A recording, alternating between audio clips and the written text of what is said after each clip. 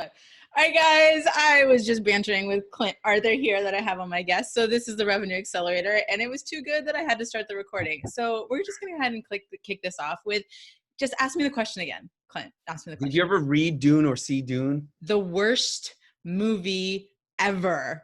That next to Time Bandit are the worst waste of space in my life. I didn't like the movie. Did you read the books? No, because it was a waste of time to watch. When I was a little kid, I read 3 Dune books. Oh man, that was amazing. And there was this one part in the movie that I thought like has really stayed with me. And that was like, you know, there was this fat, disgusting, like king ruler of the world, right? And he had these little boy slaves, and he had like a little cork in their heart. And then he would like pull out the cork and drink their blood or something like that, right? Remember that? No, I didn't read the books. No, this was in the movie. In the movies. I watched 10 minutes and it was the worst experience of my life, and that says a lot. Oh my God. That image just really stayed with me. But you know, like saying that, I wish that I could get hair follicles from, like I just got my hair done in Mexico this was my 4th one. And you use child labor. I wish I could get some little Mexican kid with great hair. Cause you know, these Mexican boys have like the most amazing hair in the world, right? Very voluptuous. Yes. Oh my God. I wish I could just get some donor follicles from them. But I don't think you can do that. You know, it's kind of quite like a lung transplant, you know, like there's just certain things that don't really transfer over to, so now we're talking about scalping people. Good. So going to the American Indian heritage part of things. No, what we're talking about is hair. That's what we're talking about. Right. And, you know, this is a great topic for you, obviously. What we're talking about is hair. And like for me, hair is a very important thing. I talk about this with my clients all the time. And I got high-level clients who pay me a lot of money, right? And for me to bring up like with a female doctor who's like, you know, already a big shot, right? Yeah. And I'm like, can we please do something about your hair? Okay. It is just not working. And we got to get it under control because it's driving me nuts, and it's costing you millions of dollars a year. How can you not see this? Right. That's what I say to these people, essentially. Yeah. Because a lot of it, like, you know, I'll say to people, okay, when you're going on your media tour and you're going to be changing time zones, and it is essential that you get a good night's sleep before your TV appearance at 7 a.m. So if you need to take a pill to get to sleep, that's what you need to do. Now, I'm not advocating that you get into heavy-duty drug use. I'm not advocating that you even take Ambien. This is not a paid commercial for Ambien. Personally, I'll take half of an Advil PM and that'll knock me right out. But that's not right for everybody. Some people do better with melatonin, for example, right? Well, it's important to get good night's sleep. Yeah. These are the kinds of, you know, different things, the different types of coaching that I provide. Like, can you please whiten your teeth? Okay.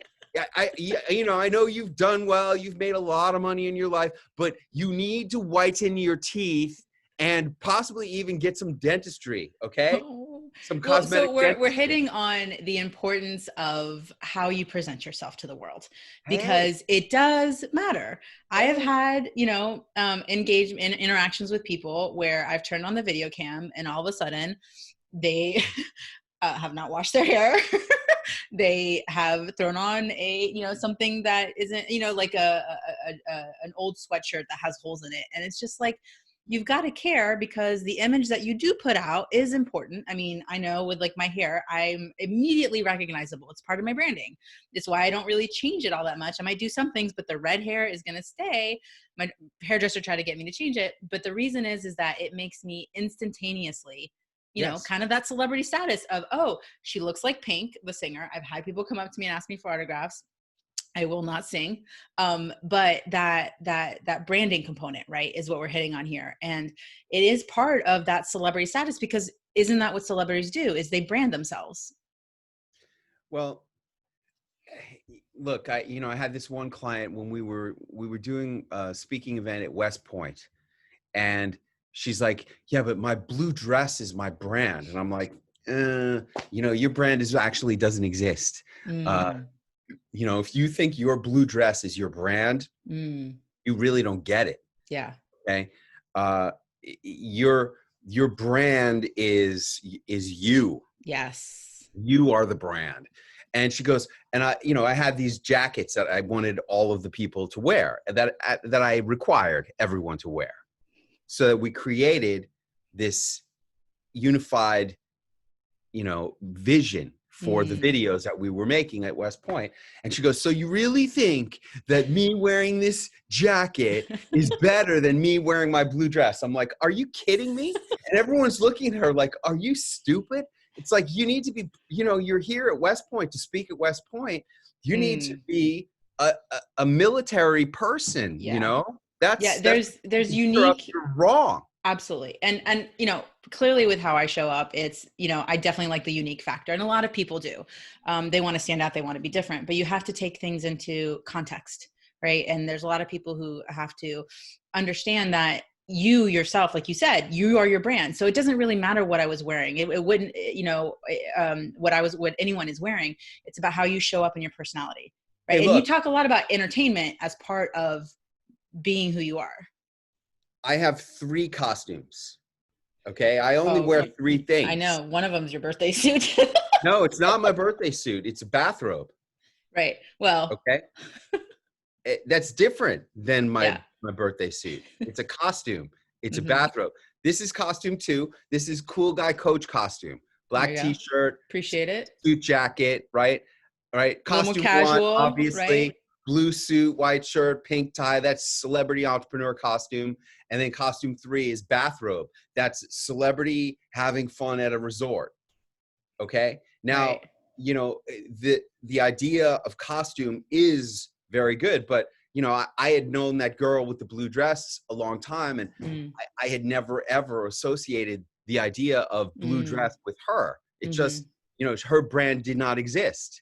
Right. And tying it to one blue dress, like if she had always wear that one blue dress, like Mark Zuckerberg with the sweatshirt and the jeans, right? Like if that was her everyday outfit. Steve Jobs. Okay. Right. Boom. 100%. Right. See, this is how I knew, not to devolve into politics, but we live in a political world. This is how I knew that the Russia dossier was a hoax, because in the dossier, it said that Donald Trump was in a hotel room in a bathrobe with 3 prostitutes. And Donald Trump doesn't wear a bathrobe. He only wears a blue suit, white shirt, and a tie, or an extra long tie uniform, or a golf uniform. That's it. Beige pants, black belt, white golf shirt, and a hat. Those are his 2 costumes. That's it. You search Donald Trump on the internet, look at the image results. Those are the only things you're ever going to see. No bathrobe. Now, Clint Arthur, you'll see pictures of me in a bathrobe.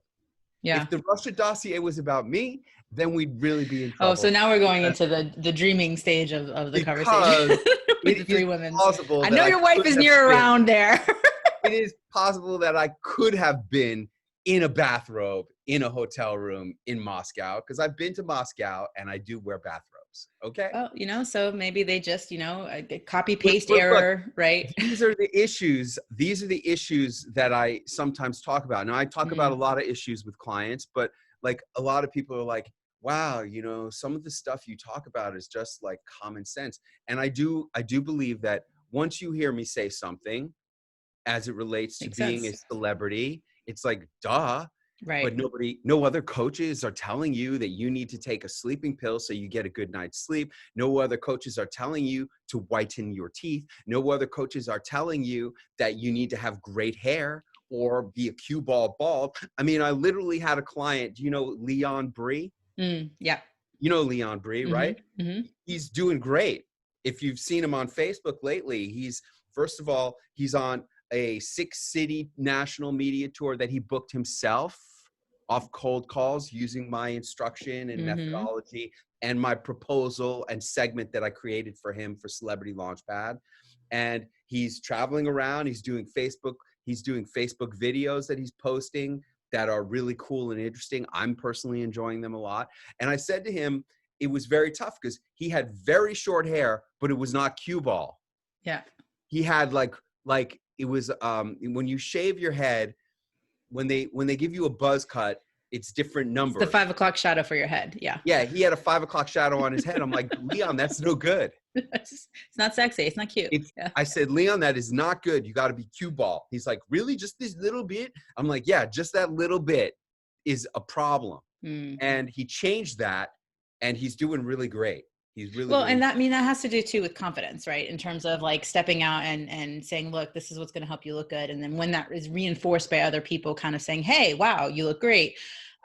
So you're talking a lot about like leveraging the power of celebrities. Hold on a second. Yeah.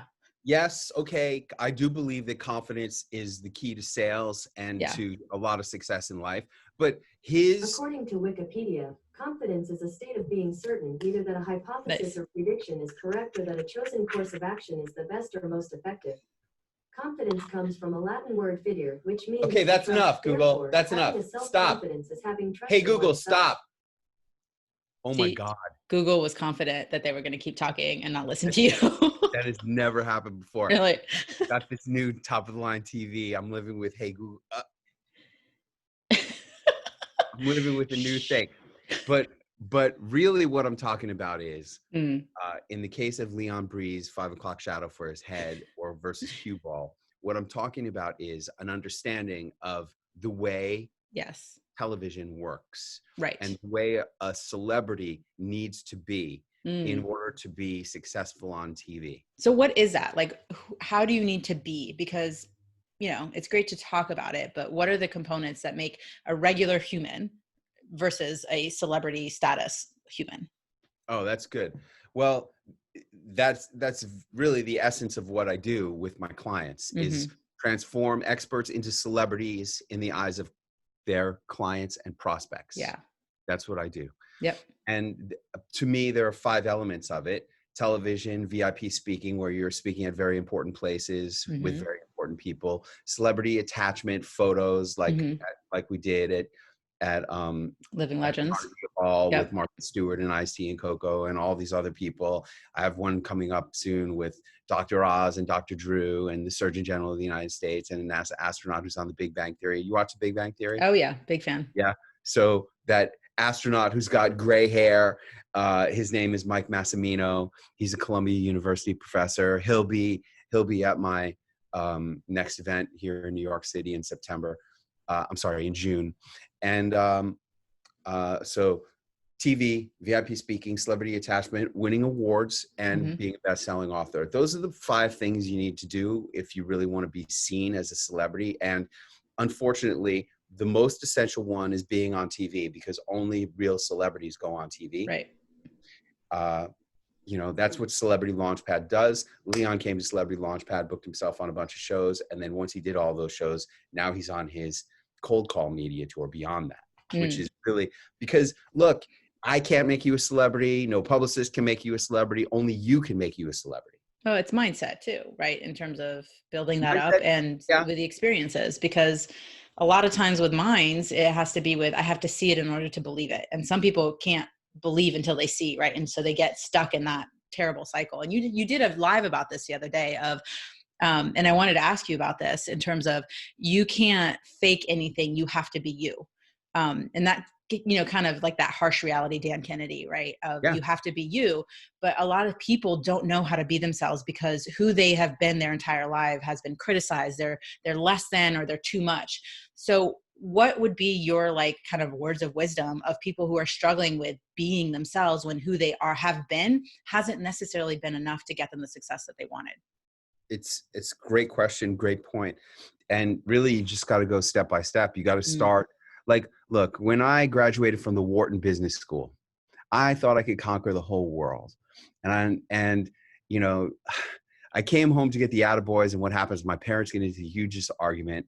Dad storms out of the house. I turn to my mom and say, you know, Mom, the way he resents you all these years, have you been cheating on Dad? And I'm sitting there thinking, where the heck did that question come from? I never thought that question before. Then I'm thinking, what kind of rude son of a B asks his mom a question like that? And then I'm thinking, why ain't she answering the question? And then she goes, he's not your real father. Your real father was a doctor who worked at the fertility clinic we went to for 6 years trying to have you. And you look just like that guy. Huh? Say what, Rob? What? So I didn't know who I was anymore. And I certainly didn't want to be an investment banker anymore. I didn't know what I wanted to be when I grew up anymore. So I moved out to Hollywood and start trying to find myself, going on auditions, writing screenplays, like a leaf, like following the dream of Hollywood, hoping I could figure it out. And I became somebody very special. I became the Wharton taxi driver. Nice. Yeah, 6 Solid. years. Still on your resume, right? It's the only item on my resume. One item. Okay. I have no resume. I'm an entrepreneur. Right. And what was the question? Love. I threw you off your beats. Basically, how can people be who they need to be? Oh yeah. 13 years chasing the Hollywood dream. That eroded all my self-confidence. I had no self-confidence. I couldn't accomplish anything. 13 years trying to accomplish a movie. I couldn't accomplish anything. And I had to learn how to accomplish stuff again. I had to start building my confidence in my ability to achieve the littlest, tiniest things beyond earning $250 a night driving a taxi. Okay. And I had to build up my ability and my belief in myself to the point where, I just believe that I'm enough. And this is what I want for all my clients. I want all my clients to be able to walk into a room and then walk out with a lot of money. Just you. That's what I do. I just show up places and I leave with lots of money. And it's not like I give them, you know how they say you got to have a box, you got to give them a set, a kit, you got to give them DVDs, CDs, physical products, books, physical stuff. I don't believe that. I don't believe that at all. I don't even give people a receipt. I just take a picture and text it to them. Right. It's not about that. Yeah.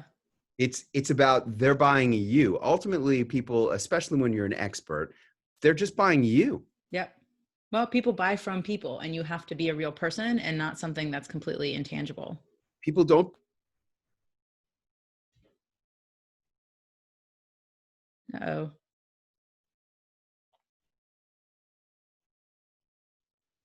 Mind so much on that. Oh, I lost you there. Sorry. There you go. Now you're back. I was saying people don't buy from people, people buy people. Right. They're really not buying the used car. They're buying the used car salesman.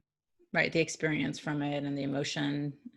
The confidence that, yes, this is a good car. It will get me where I need to go. And if there's a problem, he'll be here to take care of it. That belief state, right? Of sometimes people can't believe in themselves and they need someone else to believe in them. And so because they can't do it for themselves, if someone else can kind of impart that on you. And it's kind of like the authority and your brand of, the implied authority, the borrowed authority, the earned authority that you leverage as part of everything that you do. I mean, confidence and brand and all that stuff seems really stuff. And I say stuff because it's a lot, really seems to be intertwined. How did you come up with the concept of, leveraging celebrities as a way to really boost people's businesses and themselves? Well, you are competing with 5,000 marketing messages every day, right? And how do you stand out? How are you going to stand out? Yeah. It's very difficult to stand out, but you know what stands out? Oprah. You know what stands out? Dr. Oz. You know what stands out? Martha Stewart, Mick Jagger. That's what really stands out. We live, like it or not, we live in a celebrity-obsessed society. True. First world problems. Celebrities absolutely. are perceived to be higher status, right or wrong. They're perceived to be special. They're perceived to be different. And you know what the real truth of the matter is that there is something different and special about them. I think they're like unicorns. They really are. And what I have found is that the best way for me to have more impact, influence, and income is to hunt down the unicorns. Yep. And be in photos with them. That's like my safari with the unicorns. Well, it's better than killing them. Appreciate you not killing all the celebrities that you meet. Yeah, I love celebrities. I would never ever harm a celebrity. I would only, today safaris are about photos. That's what, you go to Africa most people are not shooting the animals today. They're just taking pictures of the Yep. animals. I know to capture the experience though, right? Which is really, really important to share with people. The amazing thing is that this whole unicorn hunting safari is as life-changing as an African safari can be. And I've been, for me, when I went to Africa, my wife was working on a movie, The Poseidon Adventure, and she was shooting it in South Africa. And we went down there and we went on a safari. And for me, there were two parts that were unbelievable. When we're just sitting in the Jeep and this whole herd of elephants just comes walking by in total silence. That was one of the most spiritual experiences I've ever had in my life. All those elephants, amazing. And the other one was when the lion, I'm in the Jeep, it's an open Jeep, no doors, and I'm there, and the lion, the big male roar lion is like right there. And I'm like, I could smell the stink of him. He just stunk so hard. And I got a picture. I managed to take a picture, and he's like, rah! And I was like, I was so freaking scared. I couldn't even tell you how scared I was.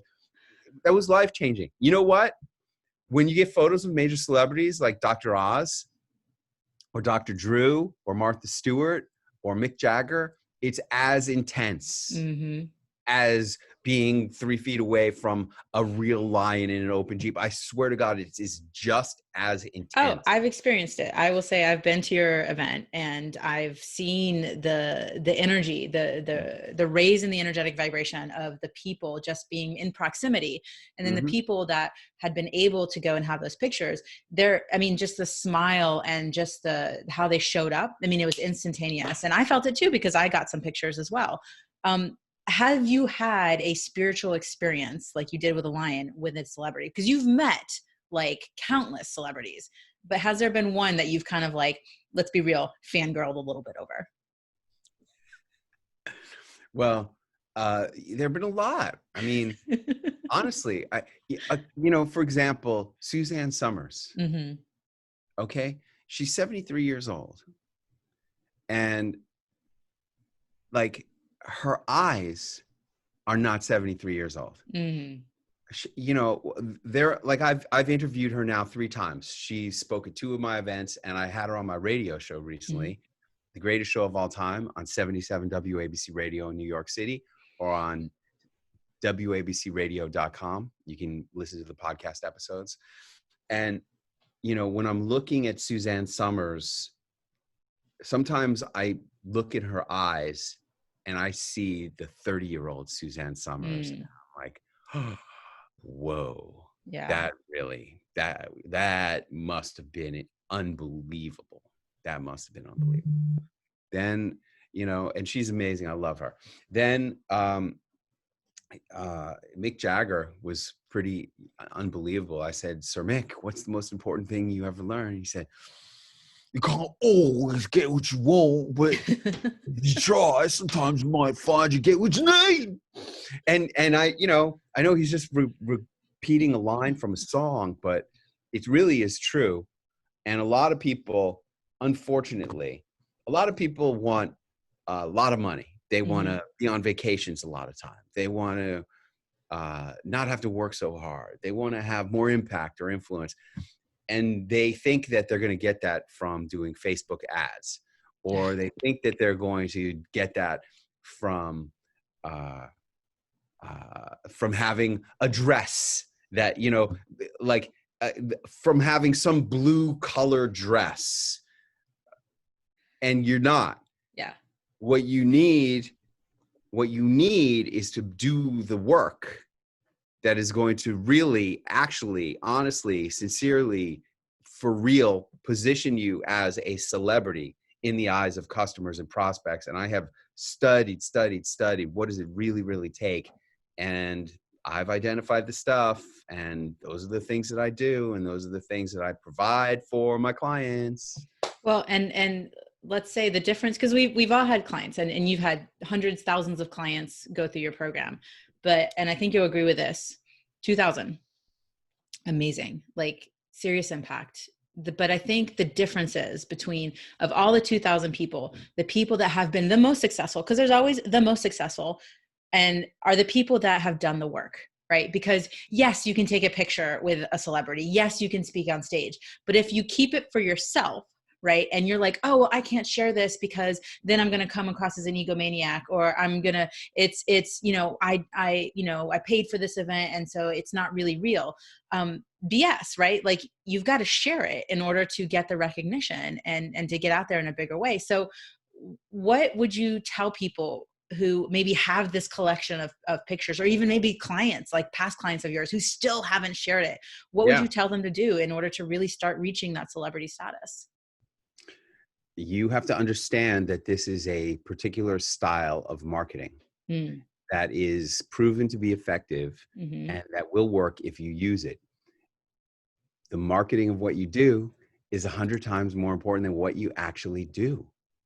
And if you don't do the marketing, then you're not doing what you need to do. As my great mentor, Dan Kennedy, said, and I've been following this precept since I really started getting successful, like the whole time, since my career really took off. I had one guy say, man, Clint, the last 5 years, you've been like on a rocket ride because I've been doing exactly this. He said, your number one job as an entrepreneur is to raise your status in the eyes of customers and prospects. Becoming a bigger who. A bigger who. If you're not whoing, you are doing the wrong thing. So that's all I do is I who. That's it. And when I'm doing, like, that's why when I do, like right now, I'm whoing. When am I doing that? It's 12:30, middle of the day. This is prime work for me. Mm-hmm. Okay. My client calls where I'm doing coaching, delivering services, that happens at 7 p.m. when I can't be whoing anymore. All the whoing's already done. Whoing's usually done in the morning or in the daytime. Yep. Yeah. I mean, it's visibility, but there's a level of consistency, right? You can't just pop up a random picture somewhere and then disappear for 6 months and then pop up another picture and then disappear. How do you stay consistent with your message and staying on brand? Fantastic question. Consistency is a key. You know, one of the revenue streams I have is my gourmet food company, the 5-Star Butter Company. I sell portion control butter pieces to 5-star resorts, casinos. If you've ever had butter and bread at Bellagio in Las Vegas, thank you for helping to pay for my daughter's college education. Alrighty. Pretty much all the bread and butter at Bellagio is 5-star butter. And I had lunch with the chef, the executive chef of Bellagio. He took me to lunch one day. And I said, you know, chef, why do you buy so much butter for me? You buy thousands of pounds of butter for me every month. He goes, well, Clint, first of all, it's consistent. This issue of consistency is so major league. People don't even get it. Yeah. They really, really don't get it at all. And this is what I was talking about Donald Trump. He gets it. Consistency of image. That's why I have 3 costumes. That's why Donald Trump has 2 costumes. Consistency. How do you present? And it's also thematic consistency. In general, when you see stuff about me on my social media, in my marketing, in my reality series that I'm putting out into the world, which is all my social media and marketing, you see a consistent theme of celebrity. This is very important. Consistency of messaging, consistency of theme, consistency of costume. Wherever you can put more consistency into your marketing, you should, 100%, because people just they need to be able to identify. Like, for example, this is very fascinating. I was, watching some video and a pre-roll came up that I was interested in. And I went to the website where they said, for more information, go to this website. And I went there and the messaging was different on the website and it totally threw me off. It made me lose all belief in the efficacy of that product. Yeah. Because the messaging was different on the website than it was in the video. I get there and it's like, they're talking about, like, they have their formula and a formula is so important, a formula for success. Yep. So they said, the key to our product is BMFD. And that means something in the video and they explained it. And then I go to the website and there ain't no BMFD on the website. Where's the beef? Yeah, people leave it out. It's the consistency is a piece that it's a simple concept. Like you said, the things that you're talking about are super simple, but the difference between someone who's successful, no matter what level of celebrity they are, and someone who's not, is implementation, is doing the work. And doing the work is a reflection of consistency. Because how is someone supposed to give you money if you're not showing up in a way that they want to be? Right. And that's, Yeah. you hit on that too, of like this way of being is really important, because, and it has to be consistent throughout your messaging, because people buy from an essence of someone. But if you're showing different facets all the time that don't align, that don't play into each other, right, the trust is immediately lost. It is a way of being, and it really falls into, you know about know, like, and trust, right? Yeah. They have to know you, like you, and trust you.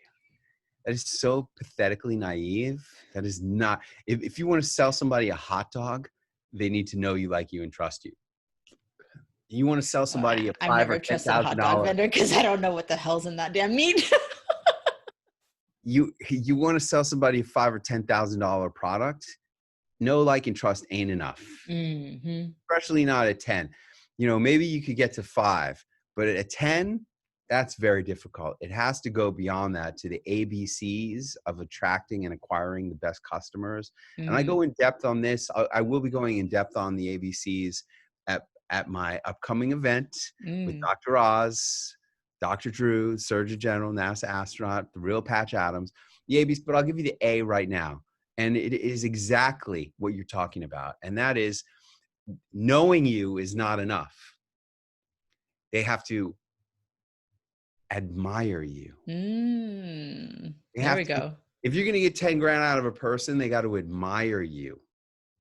If they don't admire you, they just know. I know a lot of people that I don't give 10 grand to. I know this one guy, I gave him 1,000 one time, but I never, ever went for his $13,000 coaching. Never. Because he failed the ABCs. Each and every one he failed. And the first one was the A. I did not admire him enough. He had done some stuff. I've learned stuff from him, but I didn't A him. I didn't admire him. And unless they really, truly admire you, then they're not going to give you the big money. How do you get people to admire you? You need to do things that they don't think they could do. You need to do things where they go, holy cow, how did that guy do that? Right. And it ties back to your 5 things, which is why, like, writing a book is one of the things, and being on TV is one of the things, because people don't know how to do it and they wish they could. But if you've done it and you've led the way, then that person's got something going for them. And I want to be associated with that. Yeah. So one last question. What do you see being the biggest mistake, whether it's marketing or strategy or whatever it is, that entrepreneurs are out there doing? They are pretending that doing all the stuff that other people are doing is going to actually get them somewhere. You think that just by doing all the things that everybody else is doing, that you're actually going to stand out and above your competition and your customers. It's not going to happen. You need to do stuff that they're not doing. You need to do stuff that they can't do. You need to do stuff that they're unwilling to do. You need to do stuff that may cost more money than you want to spend. You need to do stuff that is going to make you uncomfortable, take you out of your comfort zone. You need to do stuff that is going to give you, above all, you need to do stuff that is going to give you powerful visual imagery that you can use in your marketing that will last and last and last. That's not going to go. That's not the flavor of the week, like Periscope. Remember that? Oh, God. I never did it. At least I can say I never did Periscope. I never did it. Like, yeah, I mean, I remember this one high level mastermind that I was at that like makes no sense to me. And there was some girl who was giving her presentation on Periscope that was so well received. And everyone was like, ooh, and asking all these questions. I'm like, guys. Flash in the pan, right? You could go on ABC, NBC, CBS, and Fox News and talk shows, and this is how you do it. And, if you come to my event, I guarantee you can get on at least 3 shows, or I'll give you all your money back. And then having learned that, you can just do as much as you want, like Leon Brie. Okay, that's real. That's not going away. Even as much as the networks have trashed their credibility and trust, those brands are so legacy, they're not going anywhere. Well, and there's a key too that you do that we didn't go into today, which is the repetition, right? You work with people to help create these reels and to be able to consistently keep putting it's not like you take the picture once and then you share it once and it goes away. It's not like you have the video or the ABC, network experience and you kind of share it once and go away. You help your clients consistently and repeatedly put the information out in front of people, because you have to help people create the narrative. Right? Like, I call myself the lead boss, but no one gave that title to me. I had to own it, claim it, and I have to continue to repeat it and say, look, I'm the person. When you want to create leads, you come to me and we create leads, just like you, which is you created the celebrity entrepreneurship model. Maybe other people do it, but no one does it like you. And you consistently put it out there on repeat, always with the same words, the same thing, so that people then go, oh yeah, Clint, celebrity TV. Like, every single time they repeat the words that you've been putting out there. And it's because you had to claim it. You had to own the words in that confident existence, so that other people could repeat it back to you. Yes. And, I did this thing. I'm looking for, where's my briefcase? Let me get my briefcase. Hold on one second. Not many times do we have people go off air to find their things. So Clint is finding that happen a lot. No, I've never had anybody go off to provide more value, because we appreciate that. Good. So, when I started out in this whole game, one of my coaches says, okay, what are your 3 words? What do you really stand for? Now, this is way back, 2011. I got into the expert space. And by 2013, I started doing okay. Started doing, selling 5 figures from the stage.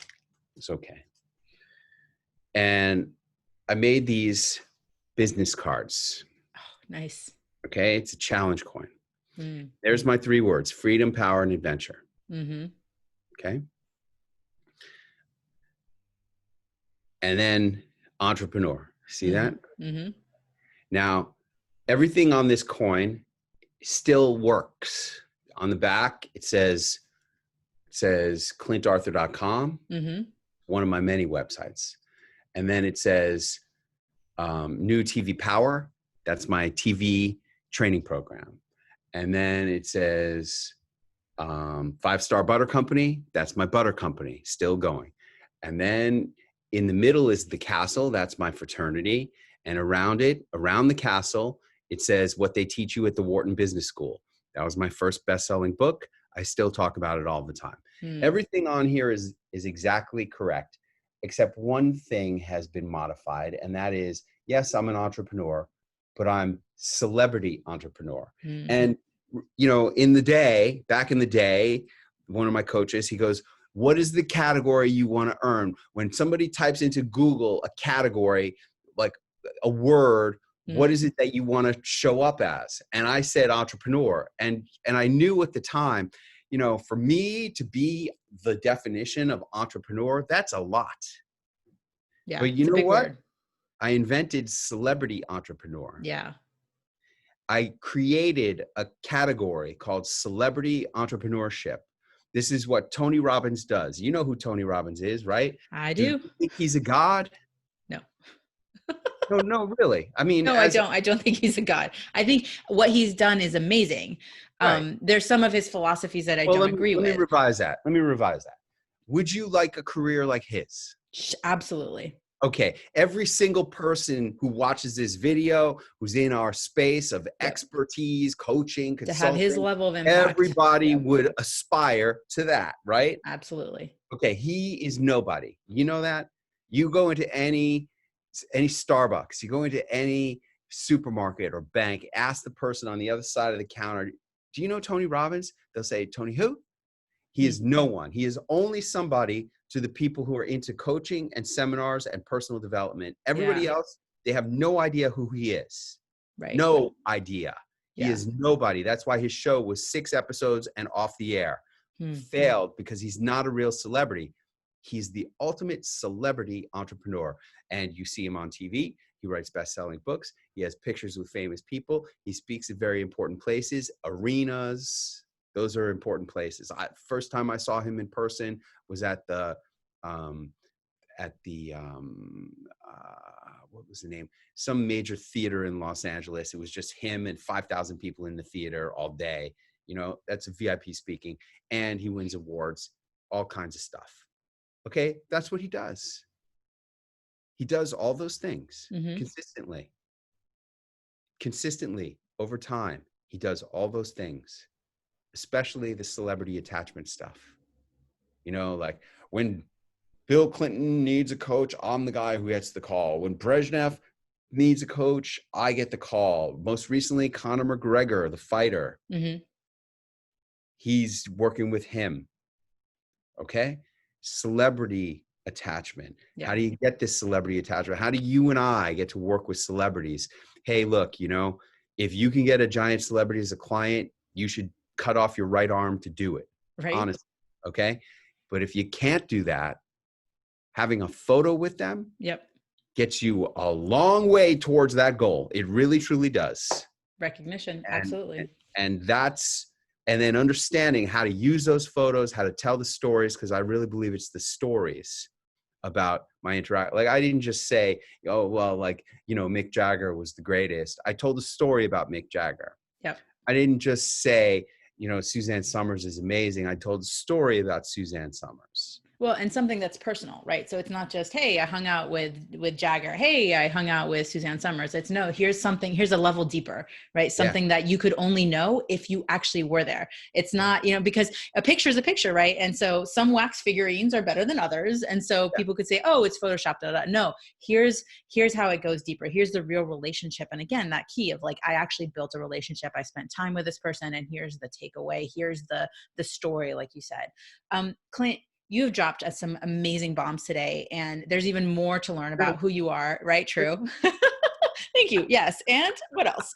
How can people learn more about you and, you know, find out more about how they can use celebrity, the power of celebrity to boost their own business? Well, if you Google Clint Arthur, you'll find 4 pages of Clint Arthur. Okay? It's true. It's true. And and hundreds of photos. I dominate the photo results for Clint Arthur. But if you want to just have a quick trip to a website, go to clint.com with 3 T's. Clint, T-T-T, Clint with 3 T's.com. All right. There we go. Thank you. That's perfect. Thank you so much. Go Google him. He is worth knowing. Go connect with him. The value never stops. Thanks so much.